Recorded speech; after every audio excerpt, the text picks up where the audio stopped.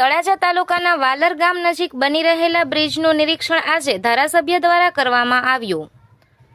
ભાવનગર જિલ્લાના તળાજા તાલુકાના વાલર ગામ નજીકથી પસાર થતી બગડ નદી પર બ્રિજ બનાવવાની કામગીરી હાથ ધરવામાં આવી છે।